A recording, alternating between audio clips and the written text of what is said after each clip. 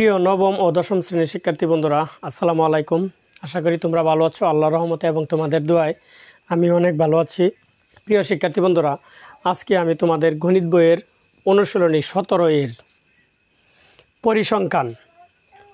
পরিসংখ্যানের ইংরেজি হলো স্ট্যাটিস্টিক্স, এই অধ্যায়টা নিয়ে আলোচনা করব। যদি এই অধ্যায়টা নিয়ে আলোচনা করতে যাই তাহলে প্রথমেই আমাকে জানতে হবে যে পরিসংখ্যান কাকে বলে। দেখো, আমি লিখে রাখছি, পরিসংখ্যান হলো সংখ্যাভিত্তিক তথ্য উপাত্ত সংগ্রহ করা, সংগঠিত করা, বিশ্লেষণ করা, সিদ্ধান্ত গ্রহণ করা এবং ব্যাখ্যাদানের বৈজ্ঞানিক পদ্ধতি। আমরা যদি পরিসংখ্যান জানতে চাই তাহলে পরিসংখ্যান কাকে বলে সেটাই যদি না জানি, বা পরিসংখ্যানের জনককে সেটাই যদি না জানি, তাহলে তো আর পরিসংখ্যান পড়লে আমরা বুঝতে পারবো না। এই জন্য তোমরা এখান থেকে স্ক্রিনশট দিয়ে এই সংখ্যাটা লিখে নিবা এবং পরিসংখ্যানের যে জনকের নামটা আমি লিখে দিলাম সেটাও তোমরা শিখে ফেলবা। তাহলে এখন তোমাদের এই পরিসংখ্যান অঙ্কগুলো করতে হলে বেসিক 3-4টা সূত্র আছে, সেগুলো নিয়ে আলোচনা করব।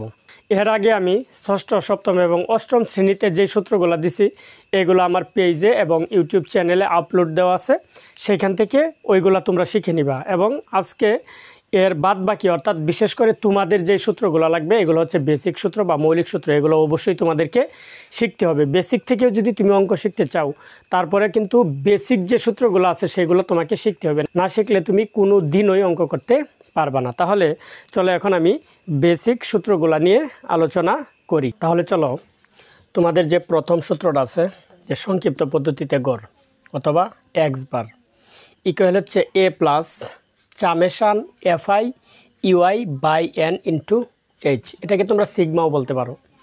এখন দেখো, এইখানে এই যে চলকগুলো আছে এই চলকের পরিচয়গুলোও কিন্তু তোমাদের জানতে হবে।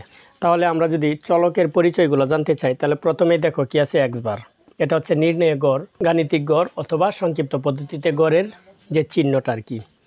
এ হচ্ছে আনুমানিক গড়, মানে আনুমানিক গড় শ্রেণীর মধ্যমান যেটা থাকবে সেটা হচ্ছে এ।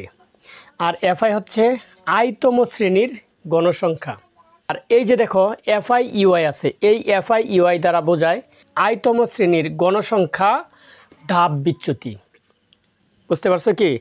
অর্থাৎ আমাদের যে আছে সামেশন এফআই ইউআই, মানে এফআই আর ইউআই গুণ করার পর যেই যোগফলটা হবে সেটা হচ্ছে মূলত এফআই এবং ইউআই। আর এই সব কিছুতেই কিন্তু শ্রেণীবৃত্তি, আর এই যে সামেশন এটা হলো যোগফল বোঝায়। এখন কথা হলো, স্যার আপনি তো এগুলো দিলেন, আমরাও নিলাম, কিন্তু কখন কোনটা ব্যবহার করবো এটা আমি যখন তোমাদেরকে অঙ্ক করাই তখন বুঝিয়ে দিব। এবার তাহলে আমরা দেখব যে শ্রেণীবিন্যস্ত উপাত্তের ক্ষেত্রে মধ্যকের যে সূত্রটা আছে সেটা হচ্ছে l plus n/2 minus f c into h by f m. এখন এখানে কোনটা কি সেটা দেখো আমি লিখে রাখছি। এখানে এল হচ্ছে কি মধ্যক শ্রেণীর নিম্নসীমা, অর্থাৎ আমাদের মধ্যক শ্রেণী যেটা হবে সেটার যে সীমা থাকবে দুইটা, এর নিম্নসীমা হচ্ছে এল। আর এন হচ্ছে মোট গণসংখ্যা, অর্থাৎ টোটাল গণসংখ্যা যোগ করলে যেটা পাওয়া যাবে সেটা হচ্ছে এন। আর এফসি হচ্ছে মধ্যক শ্রেণীর পূর্ববর্তী শ্রেণীর যোজিত গণসংখ্যা, অর্থাৎ মধ্যক শ্রেণীতে যেই ক্রমযোজিত গণসংখ্যাটা থাকবে এর আগের ক্রমযোজিত গণসংখ্যাটাই হচ্ছে মূলত এফসি। আর এইচ হচ্ছে শ্রেণীব্যাপ্তি এবং এফএম হচ্ছে মধ্যক শ্রেণীর গণসংখ্যা। এবার তাহলে চলো আমরা প্রচুরকের যে সূত্রটা আছে সেটা দেখি। যে শ্রেণীবিন্যস্ত উপাত্তের ক্ষেত্রে প্রচুরকের সূত্রটা হলো তোমাদের এল প্লাস এফ1 বাই এফ1 প্লাস এফ2 ইন্টু এইচ। এখানে এল হচ্ছে প্রচুরক শ্রেণীর নিম্নসীমা, অর্থাৎ প্রচুরক শ্রেণী যেটা হবে সেটার যে দুইটা সীমা থাকবে এর নিম্নসীমা হচ্ছে এল। আর এফ1 হচ্ছে দেখো প্রচুরক শ্রেণী ও তার পূর্ববর্তী শ্রেণীর গণসংখ্যার পার্থক্য, অর্থাৎ প্রচুরক যে শ্রেণী থাকবে এটার মধ্যে যে গণসংখ্যাটা থাকবে এবং তার আগের শ্রেণীর যে গণসংখ্যাটা থাকবে ওই দুইটার পার্থক্য, মানে বিয়োগফল হচ্ছে কি এফ1। আর এফ2 হচ্ছে প্রচুরক শ্রেণী ও তার পরবর্তী শ্রেণীর গণসংখ্যার পার্থক্য, অর্থাৎ প্রচুরক শ্রেণী এবং তার পরবর্তী শ্রেণীতে যে গণসংখ্যা থাকবে সেই দুইটার বিয়োগফলটাই হচ্ছে আমাদের মূলত এফ2। আর এইচ হচ্ছে সব জায়গায় শ্রেণীব্যাপ্তি। তো প্রিয় শিক্ষার্থীরা, আমি যে আজকে তোমাদেরকে গড়, মধ্যক, প্রচুরক এই তিনটা সূত্র দিলাম, তোমরা বুঝতে পারছো কিনা? যদি বুঝে থাকো তাহলে অবশ্যই কমেন্ট করে জানাবে। এবং এই যে আমি 3টা সূত্র দিলাম, সেই 3টা সূত্র অবশ্যই তোমরা মুখস্থ করে ফেলবে। এখন এইগুলো তোমরা আগে মুখস্থ করো, পরবর্তীতে আমি যখন অঙ্কগুলা করাবো তখন কিন্তু তোমাদের ক্লিয়ার হয়ে যাবে যে কোনটা কি এবং কোনটা কোন জায়গায় বসবে। তাহলে বলবা যে স্যার আমাদের কি আর সূত্র নাই? হ্যাঁ আছে। আমি 6, 7, 8 এই 3টা ক্লাসের যে তথ্য উপাত্তের 6টা সূত্র দিয়েছি, ওই সূত্রগুলোও কিন্তু আমার ওই SRK অফিসিয়াল ফেসবুক পেজে আপলোড দেওয়া আছে। ওইখান থেকে তোমরা ওইগুলা সহ এই 3টাও তোমাদের শিখতে হবে।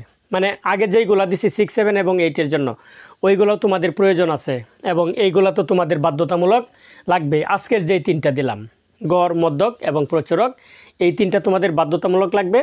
এবং 6, 7 এবং 8-এর জন্য যেইগুলা দিয়েছিলাম ওইগুলোও তোমাদের শিখতে হবে। তো প্রিয় শিক্ষার্থী বন্ধুরা, সূত্র কিন্তু সব অঙ্কতে প্রয়োজন পড়ে না। আবার কিছু কিছু অঙ্ক আছে যেগুলো সূত্র ছাড়া করাও যায় না। তাই বেসিক বা মৌলিক যে সূত্রগুলো আমাদের আছে সেগুলা কিন্তু অবশ্যই তোমাদের শিখতে হবে। তা না হলে কিন্তু তোমরা কোনোদিনই অঙ্ক শিখতে পারবা না।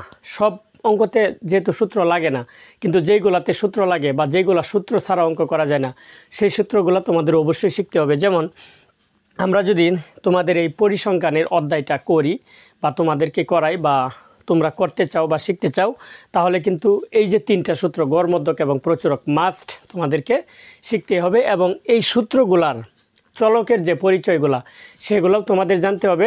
জাস্ট আমি যখন তোমাদেরকে অঙ্ক করাবো তখন তোমরা খালি দেখবা, শিখবা এবং বুঝবা যে কোনটা কোন ক্ষেত্রে ব্যবহার হবে এবং আমি কোথায় কোনটা ব্যবহার করতেছি, কখন কোনটা ব্যবহার করতে হবে, কিভাবে ব্যবহার করতে হবে, সেটা যখন আমি তোমাদেরকে অঙ্ক করাই তখন বলে দেব।